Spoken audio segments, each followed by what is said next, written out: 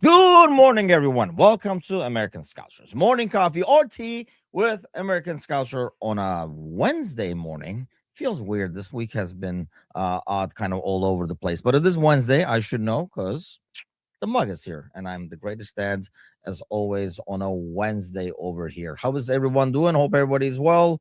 It's another match day. I know it's not like the old days where you kind of get excited for the match days as much as we used to. It's almost like you kind of like watching it between your fingers over here, like kind of beta looking at it. And it is going to be a tough one too, man. I mean, I'm not really optimistic about this one, and I'm kind of like worried about this one.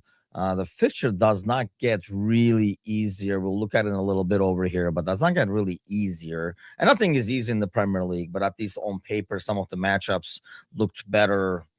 I don't know, like 3-4 weeks from now, last I looked. But these games over here, we have Forest away coming up after this as well. The only good thing with that is that one is coming up where Forest will have Europa games played against Fenerbahce. And I think the first one, I do want to say they are going away to, let me check that real quick because that'll be a important details for that game, especially if they are going to Istanbul on Thursday and then coming back. But either way, they're going away to Istanbul, then coming back. So we have a slight edge there. They'll play on a Thursday and then they'll play Sunday against us. But first thing first is today away at Sunderland. That's a really, really tricky matchup. So we'll talk a little bit about that. Audrey is sick, so she's having some. Last I saw her, she was having some like chicken soup and watching Winter Olympics. Which, yeah, I don't know if you guys watch Winter Olympics or how much of it's, which parts of it's. Not like a huge fan as well. I mean, it once hockey and stuff starts, like some of the team sports, I'll probably be taking a look at those. But aside from that, it's really Winter Olympics. Maybe it's part of like being Turkish. We probably have like 4 or 5 people over there or something like that, but it's never been an attraction. There's like, growing up, you watch the Summer Olympics because there are certain things, your country is good at. You watch those events, weird things like weightlifting and wrestling and stuff like that. But hockey does start. Good morning, Ryan. Yes, I kind of like keeping tabs on that because I know Layla is like a huge soccer fan now and converting us to Blackhawks fans. And I know she's been waiting. She's having like withdrawals of not watching hockey. So she's like excited that they're starting so she can follow like some of the players and stuff. But I will probably be tuning into those. But aside from that, not much to watch. But that's what Audrey was watching. So maybe, I don't know, like we'll ask her next week if there's, any Colombians at Winter Olympics, or she just like the Olympics as a whole over here. Scott Adams says if we lose, will Slot go? I don't think so. I don't think so. If anything, oh, what's going on? What's going on? It's always nice when somebody throws a little bit of Turkish in there. Scott Adam, I personally don't think so. Based on what we saw last week, that roundtable pretty much said to me at the minimum, he's gonna have until the end of the year. It's not like imminent. If it's like if the club comes out and says we're behind the manager, like I said, you can start the countdown of 2 weeks before they get fired, which we'll talk about Frank, by the way, who just got sacked. But uh, I think, when you do something like that and it's under your control, it's not like it was a pre-recorded thing with Sky or something like that. It's something that was done through your own channel. So they had the option of saying like, yeah, maybe we don't want to air this because we're thinking of like firing him or something. I just, having seen the conversation there, I don't think so. What might help is the fact of like results from yesterday, where the gap, even if we do lose today, I think the gap is not going to be, the 7-8 points to the Champions League spots. I think that's kind of like a huge deal because at the end of the day, it's all about the money. And you got to be able to make the Champions League qualifications to be able to kind of like reinforce the squad, reinvest, whatever you want to call it. But you do have to make the Champions League spots. I mean, he kind of mentioned as well the importance of making Champions League. Use like a weird example. We'll talk about the press conference. I think they are getting more and more defensive. In some ways, I do not blame him in getting defensive of some of the questions. Um, I know in our Discord channel, and I see other chats across like social media and stuff, and people are really criticizing the how he is like approaching like the Ramsey thing, which is the I don't know. I personally think it's the craziest thing. Aside from unless you're playing football manager and you're like, hey, we need the right back. Who's right back in the squad? I guess I'll play him. When was the last time we saw Ramsey play that everybody is out there like lobbying for him to like start in a Premier League match? I just don't understand that part of it. Why are we doing that? But I think the biggest part of the fact that the Champions League spots is obviously your goal in the season now, and then you have the FA Cup, which you're going to play against Brighton this weekend, and then you have the Champions League. I still think I've been saying this for months. I'm not going to back away from it, regardless of what anybody else says. You see glimpses of this team performing really well. Like you look at the second half of City, minus the last 5 minutes, 10 minutes, I guess. But you look at the second half of the City game, you look at the second half of the Arsenal game. I think in any given game, this team can put a performance that can beat anybody. And if they catch a wave where they're playing well right when the tournament hits the elimination stages, I think we might have something going there and we can really advance further in the division. But we'll see. I have faith that, especially with Anfield and stuff, you always have a chance in a matchup in Europe. And with the quality you have, I think you can kind of like advance further. But for next season, unless you win this season, which I predicted we would, even like a couple of months ago, not like before the season started kind of thing. But I think you still have to qualify and make it. That's the only way I can see Slot's job in jeopardy. But I don't know, that roundtable just made it look like, to me at least, maybe I want to, I think people like at this point, we're kind of like taking sides, right? You're Slot in or Slot out. And maybe we are seeing or we are hearing what we want to hear, what we want to see. But I watched that roundtable and I'm like, yeah, he's not going anywhere anytime soon. At the least, will be till the end of the season and they will evaluate the results then. Because let's face it, the powers that be, whether we like it or not, have made a decision to not get the immediate reinforcements needed and actually invested in a center back for the future. So for next season, does that mean that doesn't matter what he does the rest of the season? You can interpret that any way you want. I almost feel like it does a little bit, but it really depends on like how you progress rest of the season and how well you play and all that. I mean, that's how far you go in Champions League. Do you get anywhere in the FA Cup? I don't know if FA Cup, for example, will change the minds of fans who say Slot out. Let's say we continue the year. I'll give you a scenario. We make Champions League and we win the FA Cup. I think most of us would say, okay, kind of like he's earned to stay. But I don't think a lot of Slot out people will say, yeah, okay, well, you know what? He made some things happen at the end of the season. He should stay. I don't think so. I think kind of people are ingrained. The problem is, I think that puts him in a situation of no way to win. And it's really not, I don't think it's fair. I just don't understand how Liverpool fans have turned so fast on him, like really fast. And I realize the results were extremely poor, but turned so fast on him that I feel like why this fast and why this negative? But I talked about this before. I mean, anybody who watches, especially the morning shows, knows that I feel like there are a lot of people who would rather be right than Liverpool win.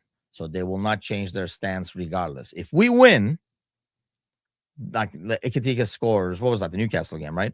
And everybody's like, oh, Iketika just saved Slot's job and bailed him out. But if the players don't perform, it's not the players failing Slots. It's somehow Slots failing the players. So how the hell does that equation work in people's minds is beyond me. But unfortunately, that's where we're at right now. It doesn't make sense, but it is what it is. That's where we're at over here. ESPN says Salah negotiating will. I mean, I do think Salah is gone this summer. And I think that's a no-brainer. And you can kind of take a look at that and say that's probably regardless of how the season goes, it is probably good business in the sense that you were not going to get anything for him. So you're probably going to get, I don't know how much, but 50 to 100 million or something like that, I would think, for Mo, especially if he's going to Al Ittihad. So you're going to get that money, and that money you would not get. And really, none of us felt that he would drop off this much. I actually think the last few games, he has gone back to more of the Mo who's creating with some of his passing. He has put in some great balls that, should probably finish, deserve to be an assist at the end of the day, whereas it just ends up being a pass. But 1v1, it's just not the same Mo. Like when you isolate Mo, play that diagonal from Van Dijk. I don't know how many of us are like, we all have the hope, like you're like, come on, Mo, like go at him. And he does go at him, but it just doesn't go anywhere. Whereas in the past, I think we all got almost excited when we were able to do that, where we kind of like move the ball around, play the diagonal. Mo's got the left back. It's just 1v1 now. I think we got excited about that a lot more in the past. We're kind of like watching, like, let's see what happens now, kind of a thing, which is, yeah, I don't think anybody expected the drop off like that. And I do not think, because Mo is not that kind of a player or a professional, where I don't think it's because, oh, I got the contract now, I don't have to. I think it's just a matter of his either age, people figuring it out, the system, probably like a multiple reasons, but probably mostly age. Like the speed has dropped. I think there was like last week there was a ball that, the Olmo catches up to that, for example. You watch that and you're like, the Olmo. But I mean, that's not Mo's fault. This is what basically happens. When we were going between Mo and Mane, I always said Mo, because I felt like even as the speed goes down, he's always going to be a creator. And we saw a lot of that last year. And we saw a lot of that in the recent weeks, I think, since he came back from AFCON. The problem is, once again, people see what they want to see at the end, so they watch to see that. But when you look at like how he's played since he got back, I do think there's an improvement. I do think he creates, but people are like, well, he's not scoring and stuff. So it's like, if you're watching the game not to be happy about something, you can always find that in the game if you really dig into it. Um, but I feel like he went back to his creating self a lot more.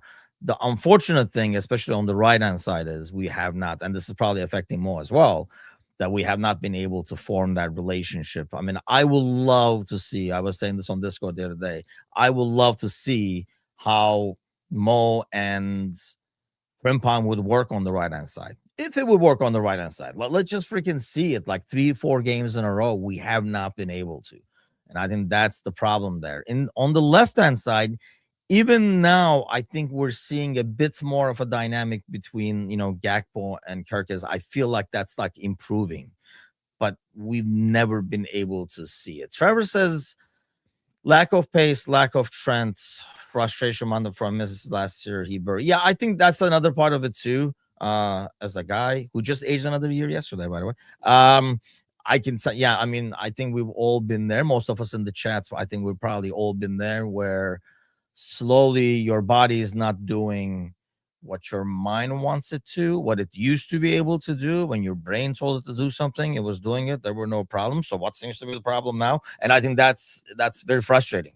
So especially for a player, I mean, if it's frustrating for you and me, just imagine how frustrating it is for a guy like Mo, who was the very, very top of his profession in that sense. He was like the best striker in the Premier League in terms of the best scorer in the Premier League and stuff. So when you like, in terms of like the goal contributions, his goals and assists and stuff, so a drop like that has to be a lot more frustrating to a player like that over there. But the lack of Trent thing is interesting. Is that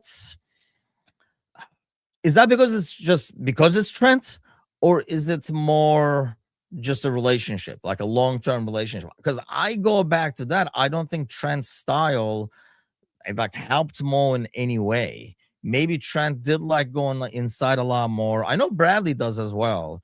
The problem, I think, has been more than lack of Trent's, lack of consistency, like the same partner. And I know what that is, what Trevor is referring to. But I don't know if, Trevor, you're saying something specific Trent did that we're not getting anymore in terms of Mo. In terms of like maybe that passing threats, I don't know. But I feel like what's missing is a long-term relationship over there where they're used to each other. That's all our bodies, I think, Ryan. After a while, it does not do what you want it to do, that bastards.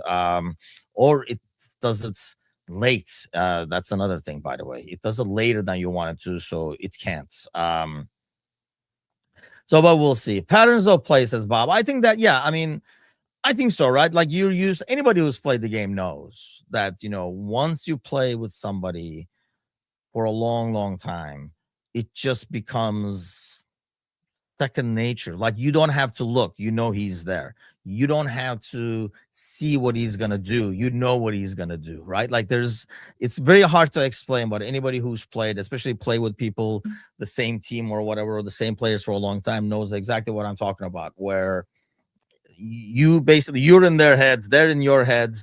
Everybody knows what the other one is going to do without looking and those make a big difference. If I know, like, you got the ball and I'm like, he's gonna play this ball now, and I turn and I start going, that's when you have the advantage on the defender because of that, the pattern of play and like the relationship and the familiarity. If I'm waiting and you're like, oh, he passed it, okay, now, well, that split second is all it takes for you to kind of like build that distance between the defender and stuff. It's gone now because it's a matter of who's reacting faster now, because he's seeing the pass the same time you're seeing the pass. Whereas when you have those relationships formed, you already seen the pass because you know what he's going to do. I think a lot of people think it's, oh, well, like, don't they practice? You can practice certain things all you want, but as you play more with a player, you build that familiarity. And I think that's kind of like what we're missing. A little bit of both. This is not Monday, man. It's not Matouche Monday. A little bit of both over here. But yeah, I think it's similar to yes, exactly. Like when they're going to cut, it's just not only trust. I think it's basically anticipation of what the other person is going to do. Yeah. Is Ramsey fits? I was referring to this earlier. Like, when was the last time we saw Ramsey play that we're so excited about, or everybody's asking for? Like the certain, and when he said this, okay, let's talk about this over here. When he said, I know a couple of weeks ago, I think it was like maybe 2-3 weeks ago, what he said about Ramsey was probably a little over the top. It was way too freaking honest, where he pretty much threw the kid under the bus and said he's not, I don't think he said good enough, but ready, or he had better options. I can't remember the exact phrase there, right? So people like went up in arms. I talked about it then too. When you don't like a manager, he can't fucking win, right? In the press conferences, he can't fucking win. Because if he's honest, you're going to be like, well, that's too honest. You should like protect the player and stuff. If he lies, then you're like, well, what do you take us for, idiots? Be honest with us and stuff. So he can win. Klopp did a lot of the same things. We didn't care because everybody was on the same side. We didn't have the ins and outs and all that kind of stuff. Even then, we had freaking people who were Klopp high at one point, man. So don't get me started on those people. But anyway, so that's basically the huge thing. He can win the press conferences. What he said yesterday, I think, for fans in the U.S., there's always a talk about, the most popular guy in town is the backup quarterback. So that's basically he is talking about, a player who is not on the pitch is always the savior. Like if he was in there, it would be a whole lot different. We've done this with Chiesa 85 times this year. And then I have not seen anything when Chiesa has come in that says he should get a start. And when he has started, when he has gotten minutes, I don't think he was like, oh, this is night and day. See, Chiesa is out there and stuff. I don't think so. But so the whole Ramsey thing, I just don't understand because he's seeing him. We're not, for one, right? We're not seeing him. But when was the last time we saw Ramsey? Like preseason last year or something? It has to be, unless you watch where he was loaned out or whatever, and he wasn't loaned out somewhere good. So I don't know. That's like really a lot of like heavy duty watching you're doing if you watch them play. But we have not seen him play. So for us to sit here and say he is the answer is just freaking crazy compared to a guy who's watching him practice every freaking day. Should he have called him out? Yeah, I don't know. Was that the last time he played? So I barely remember. Did he come in? He didn't start versus Palace, did he? Like in the League Cup game? I can't remember that. So I'll have to go back and I've not seen Ramsey where it's like, how come this kid is not playing more? When we first got him in, it was very promising. But I remember like he played one time and I was like, this is like a really raw version of Bradley, is what it looked like, and raw defensively. So I was more like, I was not like, I don't think this kid is ready and stuff. Clearly, he doesn't think he's ready. And we were talking about this actually on the Discord channel, like where people were saying, Klopp would probably given Ramsey a shot there, and it's very possible. But I think that's when you have your other rest of your 11 already established and not struggling. I almost think it's like not fair to throw Ramsey out there to Ramsey himself, but I don't know. We're probably gonna see Jones there today.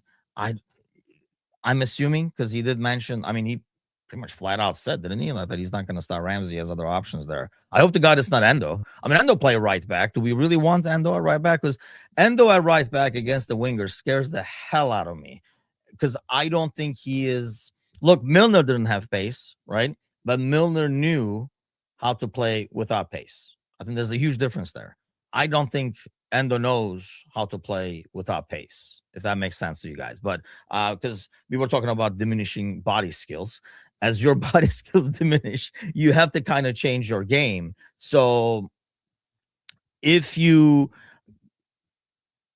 know how to play, I mean, you kind of change how you're playing, because you know you can't get to that ball and you can't do this and stuff, so you play differently. I thought Milner was excellent with that, but that's why Milner has been in this league forever, because he knew, your physical capabilities and your strengths, and you kind of like tailor your game accordingly, so you can deal with someone with pace, because you're playing differently. You're not playing the same way you did, I don't know, like 10 years ago.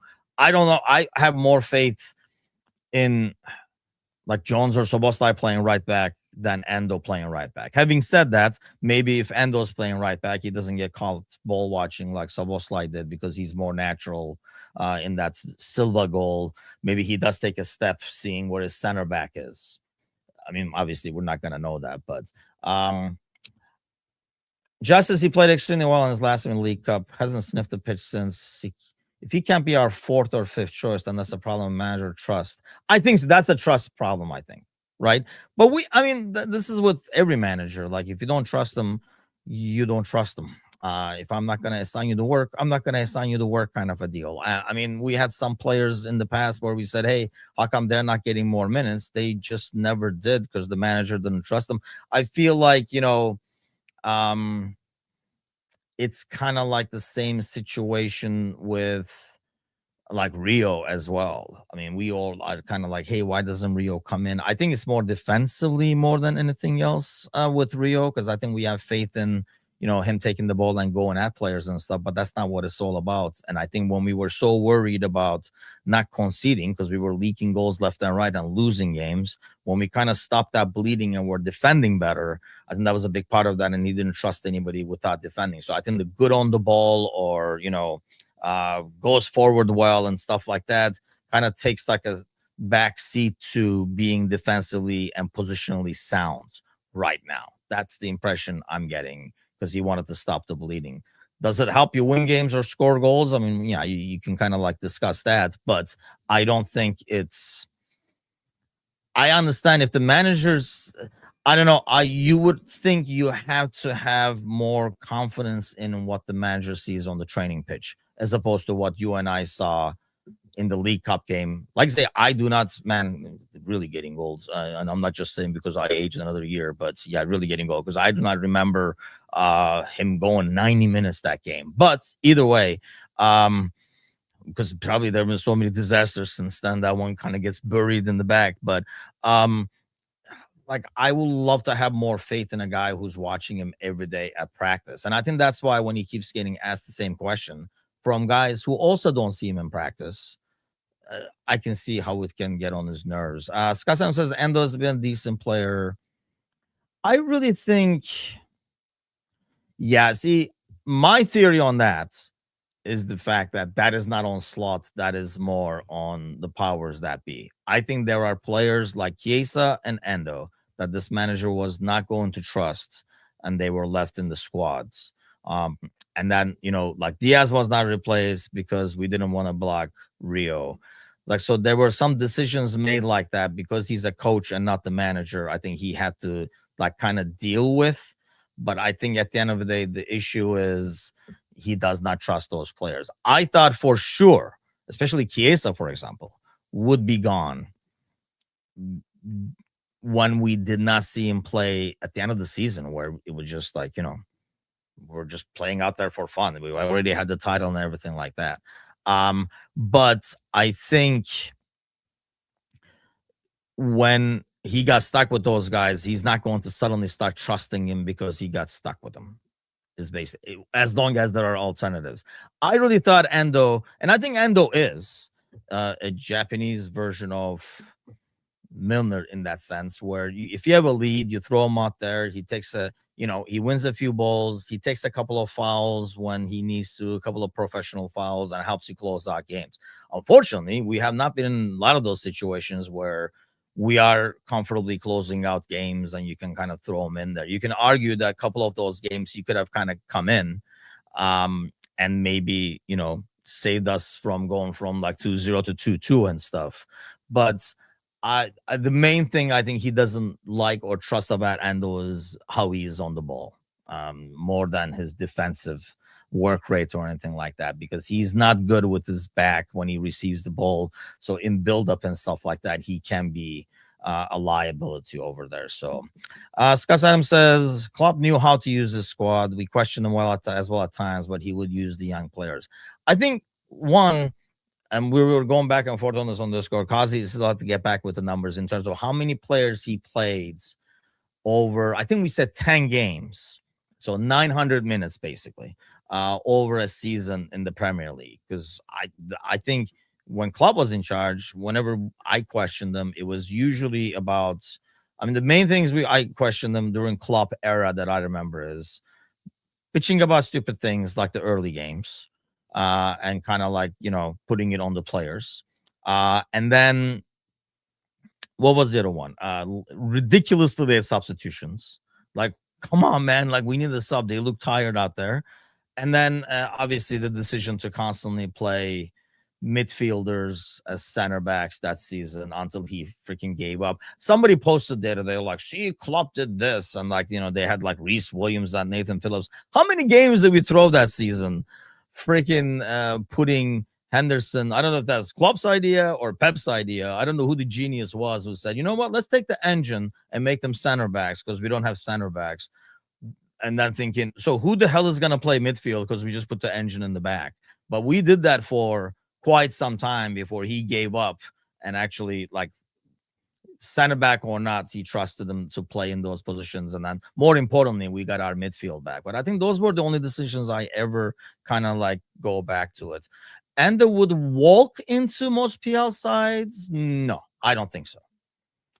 Will be a squad player and gets more minutes? Yes. Would he walk into the starting 11? No. And here's the thing. Endo could play at Forest, for example.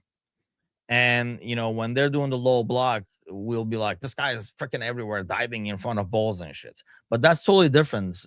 Playing in, for example, a side like Forest or Burnley is not the same as playing for Liverpool. And you got to be able to, in that midfield, the way we play, you have to be good and comfortable on the ball. Ender can just clear the ball at Forest. And, we're like, oh, okay, great. The defense is going to breathe 30 seconds. We can go settle back to our low block over here. And it'll be just fine. If he just booted the ball away and clear over here, we would all be like, what the hell is he doing? He's passing to nobody over there. So he was awesome under Klopp. Bob, sometimes you kill me, man. I like, when was he? I mean, like I say, he's a serviceable player, but anybody who really thinks if Endo played, we'd be so much better right now. I just, this is what I think Slot is talking about. We're literally looking at the bench, regardless of, I could be sitting on the bench, and Bob, you would be like, if this Turkish guy played more, we would do better. I think that's where we're at right now. Like, who's not playing? Well, that's why. If he played, it would be like, so if Endo comes in over there, plays 3 games, then we're gonna look at over there and we're gonna be like, why don't we get this over here? So it's, you know, when was Endo our starting defensive midfielder? Where you penciled in Endo? For God's sakes, and you live in a different dimension, Bob, where things didn't happen. Endo was never a penciled in defensive midfielder for the squad. Like we were like going to 11 and we put him in there right away. He's there. Like Ali's there. Ali, Van Dyke, Endo. Like, when the hell did this happen? Let's not do it. I'm not poo-pooing him. Like I say, what's real is real. I don't think he's that good on the ball. I don't think he fits the system in that sense, and I think that's why the manager is not big on him. He has a great role to play. I do agree. And that's more coming in at the end of the games as a closer. I think that's basically, yes, Scotty says, yes, he was the closer. That's basically it. So I don't know. Chat disagrees, Bob. He was not a regular starter and part of our, like, hey, midfield over there. He was basically coming in similar to what we did with Milner. Come in at the end of games, close it out, calm people down, clear balls, take a professional foul, take a yellow. I mean, it was basically like, hey, Ando's coming in. It was kind of like when Milner came in. That was like the inside joke. We were like, when is he going to get the yellow? And it was the same way. A couple of professional fouls, close out the game. And that's all you needed out of him. That's all you should need out of him. When you're making the savior, you got to know. I mean, people are literally making a squad now with Ramsey at right back, Ando's defensive midfield, Chiesa playing on the wing, and think we're just going to blow the Premier League out the water. And you guys are, yeah, like I say, I could be sitting on the sideline. Wait a couple of months, people will be asking for me. But Football Basher says he started 20 Premier League games in 23-24. That's not the reason. That's not the season we won, is it? There's no way he started 23 or 24. Really? He started him? Because I never remember penciling him as a player. It's like, see, now we're going to have to end those stats over here. Let's pull Endo stats. Somebody pull Endo stats. I'm assuming Football Basher pulled Endo stats. Is it 20 Premier League games? Because that's literally more than half, like you said. So, and I do not recall him played or started, though, because that's like a big difference. I think he played a lot because I think he was that role and we needed that role. 29 matches, started 20 league games. I honestly do not recall that at all. Okay, so I'm going to trust Football Flashback checking the stats on this. So maybe, Bob, you were right in terms of how many times he played. 23-24 season. What did we do that season? Ozan GPT confirms. Thank you. That's reliable, but more reliable than my GPT because it's all over the place. Yeah, because we said, like I say, we thought 900 minutes was face to say. So 23-24 season was which one? What did we end up that season? Which season was that? God damn, these are like blending into each other. Title race. Okay. So who was out that he was playing, I guess, is the question. Let's remember this. Yeah, unfortunately, definitely a lot better. I think, that's a low bar, though. That's a low bar we're picking over here. I didn't miss a comment over here earlier. I'm sorry. Let me scroll up over here once really quick. But I wasn't in the house. I do sleep occasionally. But yes, I did sleep actually. We did the rival bros. I should actually mention that while we're pulling up stats and that's right, because Gravenberg was not playing. Because Klopp didn't trust Gravenberg. Yeah, Gravenberg was not playing because I don't think Klopp trusted Gravenberg, to be honest with you. And I don't even know if that was more like an opportunity signing for the future at the time, but it wasn't, because Gravenberg is not really a Klopp type of number 6, right? He's more of yeah. So I think, that was what was the dude's name? Oh God. And this morning memory has been brutal, like age 3 years in like one day. Schmatke, was that his name? The sporting director? That was his buddy kind of a thing. Well, I don't know if it was his buddy. We all said that, but most of the season. I don't think so. I don't know if he was. I mean, I remember Gravenberg just not getting, because like I say, I don't think he is Klopp's type of number 6. Because when he played for Klopp, he played more of like an 8, right? He played more like Genie's role than like the Fabinho role. Because I don't think he's the type of player that, he wants. Klopp's system wanted more of a like a Fabinho type player, or Endo type player. Like, didn't matter how good you were on the ball as much. It was more about stopping attacks, sitting back deep, so that your fullbacks can push up, kind of a deal. So it was kind of like a different system. I think Isak will be good next season. Yeah, it will be interesting to see. Damn, man, you made like a whole new midfield over there. Tonali. Yeah, I would not mind Tonali. I don't like, everybody really loves Wharton, and I think he would be a really good player. How much would you guys give for, I guess? That's very possible. No, that's what I'm like guessing. Did we really pencil in? I do not remember Endo being penciled in as our starting CDM. I really don't. So wait, you guys have the thing open. See, I'm sure the injuries will show if anybody was out that season. I'm trying to think who we had in midfield at the time. Was Keita still in the injury room at the time? Or was he already gone then? Or was that his last season? That was his last season, right? Jorg, yes, that's what it is. That's Schmatke, though, right? Last name? I'm not making that up. Yeah, I think what Adam is saying, and I think in that sense, I mean, when are we going to see a good, ready to go Isak? Because it took a while to get going. I mean that's like, you could not write a worse disaster scenario, by the way, right? It's like you get the goal, veers the Isak, you're like, this is it, this is what we got him for, this is what we spent the money for, and then he's gone. I did not. Somebody was mentioning it earlier in the comments, but I did not see what he said. What did he say?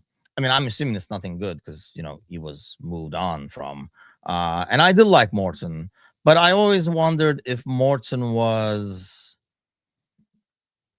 like a really good player, but not good enough for Liverpool. Because really, when was it? Hull City, right? He played at Hull and like helped them, like basically like he was their main guy almost. And I really was hoping, he could then translate that, but it did not. Maybe he didn't get the chances or whatever. Like, Murillo and Van der Ven. I wonder if there will be a closeout sale going in Tottenham now where you can go. I do like Van der Ven, but are we not concerned about his injuries?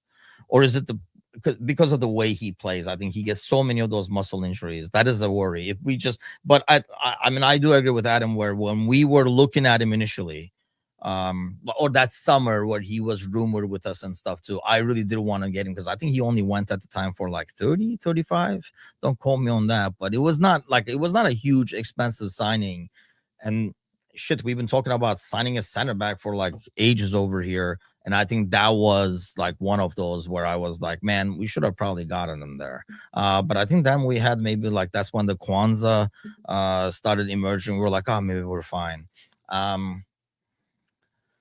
But here's the thing, though. He's doing insane for Lyon in the French league. So does that automatically translate to being a good player in the Premier League? And that's because he did really, really. That's a good question too. I guess I can ask you guys a lot of questions now. Would you guys rather get a player doing really well in the French league or doing really, really good in Championship? Because he was doing really, really well in a lower level. And I feel like it's kind of like I really, closer physicality wise, I really thought he would be.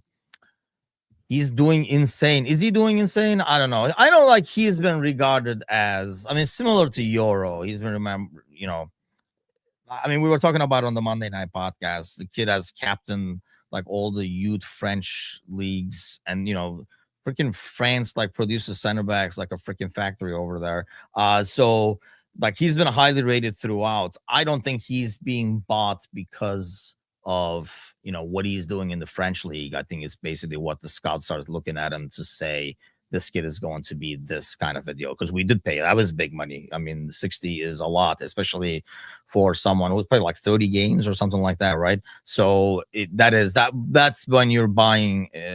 That's more like an investment future. Well, it's not the championship because it's just as physical and even more demanding schedule. Yes, I think those are two. Yes, good points. I think yes, it's physical.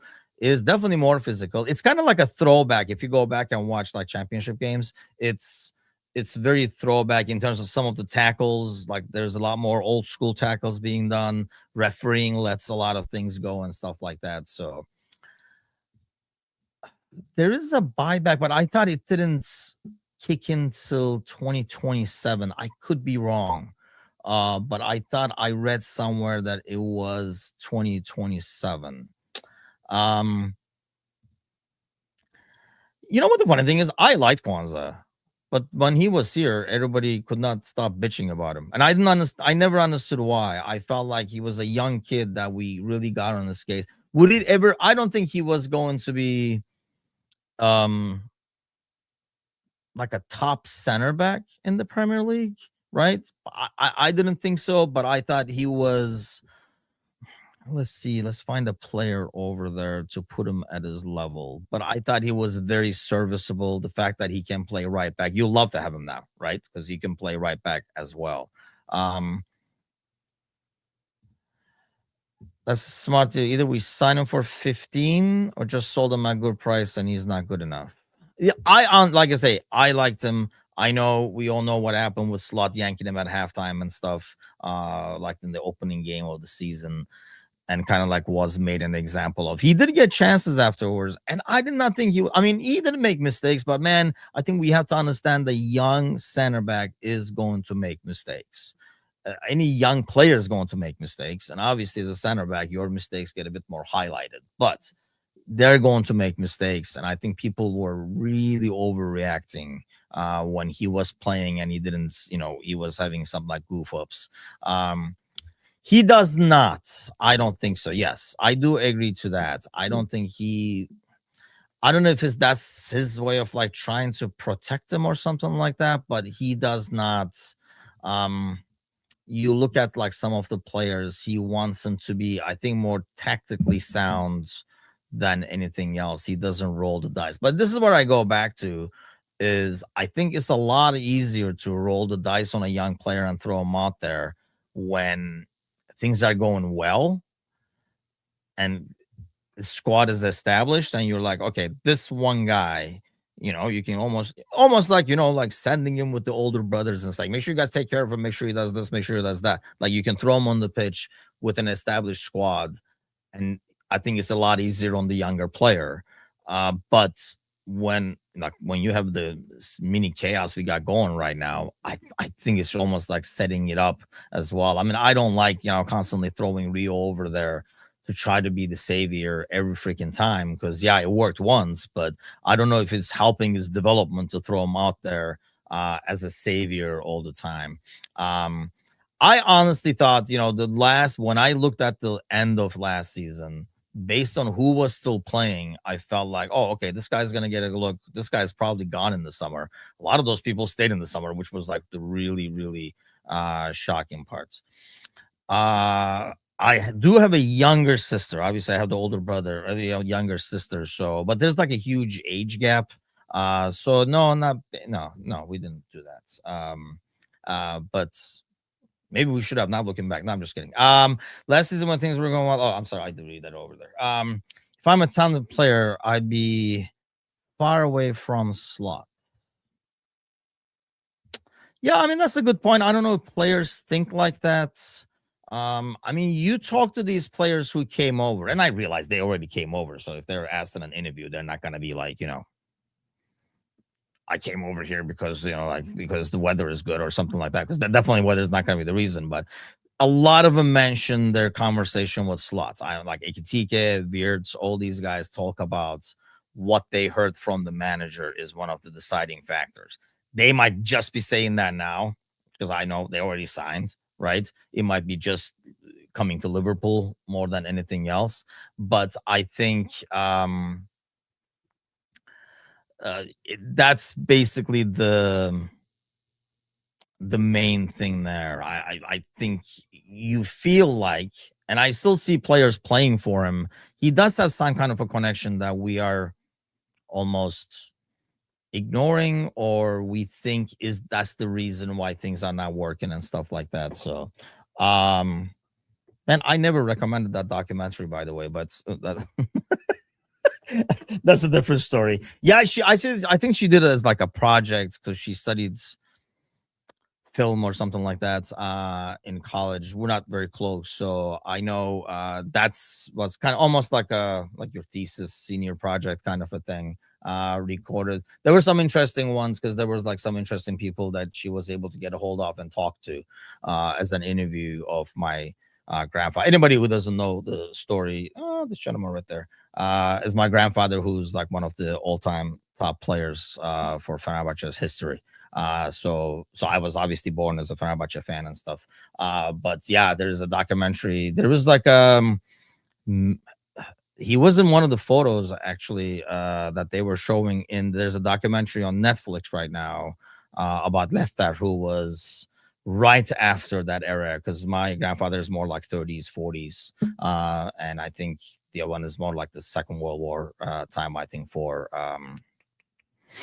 Left Eye and stuff. If you haven't watched that, it's a good document. It's a little bit of a too much of a story than like the sports aspect of it, but I think it is Lefter, like Lefter. I think basically that's his name. I'm pretty sure that's the name of it. But yeah, it's kind of like an interesting take on sports back in the day, kind of a deal when they're starting to first become professional and all that kind of stuff. It was interesting. I thought there was just way too much. It's more about his personality and life than the football side of it. And obviously, when we watch it, I'm more watching the football side of things than anything else. But it was interesting to see that era more than anything else. But anyway, we digress. Okay, game today in what? When is the freaking game? Is it? Are we gonna be able to get the lineup? No, it's late today. Yikes. So yeah, another 4 hours before this game starts over here. Are we doing Jones at right back, or are we doing Endo at right back? Because I'm assuming it's going to be Jones. Hey, Hunter's at the back. Hunters is a United fan, people. So heads up, watch your backs. He's not the one with the hair, though. That's not the guy. But yeah, he was with us last night at Rival Bros as well. Welcome aboard, sir. Yeah, I mean, by the way, if you're watching, please hit that like button. If you haven't subscribed, please do that as well. I did mention last night, if you're watching Rival Bros, let me shoot the link again over here. But along with Rival Bros, we are actually Rival Bros will be moving over to a new channel I'm involved in terms of like the Premier League. Is EPL across the pond. It's gonna have like a different set of admins and stuff like that, but kind of like different projects I'm a part of now. So we are moving the Rival Bros there because it's gonna be more. The channel is gonna be more about. I mean, we have people from United, people from Newcastle and stuff involved, and obviously people from Liverpool. So I'll throw the link to that channel. So do subscribe there, especially if you're regularly watching Rival Bros. But there's going to be more in terms of more like history. I mean, I know right off the bat, we're gonna start with like 4 shows, and one of them is gonna be more about old school kits, cleats, culture, and stuff like that around the game. And then one of them we're going to be looking at a specific year in the Premier League. Going to be more like old school in terms of like some of the teams that honestly, if you started watching or if you started following the Premier League recently, you'll probably, did not even know that those guys were in the Premier League, kind of a deal. So going to be looking at those. Rival Bros is going to be there. And then obviously we're going to have more of like the current Premier League in terms of like a weekly preview and watch alongs and stuff like that. So if you have not done so, please give that channel a follow as well. You can, if you can't get enough of me over here, you'll definitely be sick of me over there. So that gives you that opportunity. But score predictions for today. I do agree. I think Ryan says gotta be Jones. I do agree. I think it does have to be Jones today playing there. Which, it's harsh on him in some ways where he doesn't get his minutes in midfield and he's getting it there. I think that's like one more I'm concerned with. For example, when people talk about, like, I'm not concerned with Endo not getting minutes. I'm definitely concerned with Jones not getting minutes, because I feel like when I see him out there, I'm more often than not happy with what he's doing and pleased with how he's playing and stuff. So I do think he needs like more minutes there, but he does not get it. I mean, that's one guy that, it's shocking that people are not harping on that as much as they're harping on like Endo and stuff. So, but I do think like Jones will start. It will be the same 11 Jones instead of Soboslai kind of thing in terms of starting. 2-1 Liverpool, says Ryan. I mean, that will be a win today would really be huge. Would really, really be huge. Like I say, next week we are away at Forest. It'll be a more tired Forest coming from Istanbul, who will have just played in Kadıköy in Istanbul on Thursday, and we're playing them on Sunday. So a win today would be huge to get some kind of a streak going, because then we have like a Wolves game and all that kind of stuff. So let's hope for the win. I'm 2-1. I would die for. I'm not as optimistic, but I never want to predict a bad result. So I'll roll with the 2-1 as well, because that sounds like the painful victory. That barn burner 4-3. Really? I'll take. I mean, hey, any 3-point prediction, I'm all over, and I will take it. Why the hell not? But yeah, I'll go with the 2-1. No defensive mistakes, says Ryan. Yeah, so yeah, I don't know. It'll be interesting. And I thought, I felt that was one thing in the first half of the City game, despite all the possession they had. I think they had that like chance in the 3rd minute or something like that with Holland, right? Like 3rd or 4th minute early in the game. But after that, they really could not create. I know if like the tables were flipped, like if that was Liverpool with all that possession and nothing created, people would be like, really complaining about it. So I thought we did really well defending in the first half. The problem is, I think when this team takes the lead, we are just that mentality, like mentality monsters and stuff. There's a kind of like the opposite end of that. And I think that's where we are at. We are almost waiting. Let's face it, as fans, we're kind of waiting too, and that's never a good thing. But we're waiting for something to go wrong almost. We can't get comfortable. And I feel like the players feel that as well, especially at home. I almost feel like that game would have been better off finished away in that sense. But I think there's like a certain nervousness that creeps in right now with this team, especially towards the end of games. Because look, if we said in the past when we were scoring the first freaking 5 weeks of the season, when you're scoring late, we talked about the confidence that you're like, it's going to happen. We just keep going. It's going to happen. Well, there's the reverse of that. If you're conceding constantly late goals, something is saying in the back of here, this shit is going to happen again. Damn, it's kind of a deal. And you kind of start playing like that. And that's probably one of the biggest problems this team has right now. And the only way to get past that is win games and win games consistently. 3 points would be huge. Close that gap down to I think like 2 points or something like that for the Champions League spots. Both those teams lost points yesterday, so really got to capitalize it. I guess it some ways gives you a mulligan today, but a win today would really be great in terms of like creeping up to those Champions League spots. But let's hope for the best. Thanks for keeping me company this morning. If you have not done so, please do subscribe to the channel and grab a friend by the ear, drag their butt over here as well to subscribe, and I will see you guys. Might stay tuned to the socials. If you're not following on socials, please do. We might have a special episode of the morning show tomorrow. Won't disclose more, but if we do, it'll be a quite special one, so please do join for that one. But we will definitely announce it later on today on our socials, so please check on whether it's Facebook or Twitter or Instagram.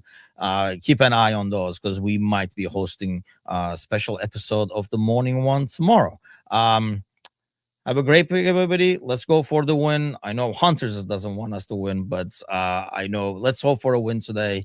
3 points and happier days. Have a great day. We'll see you guys soon. Take care.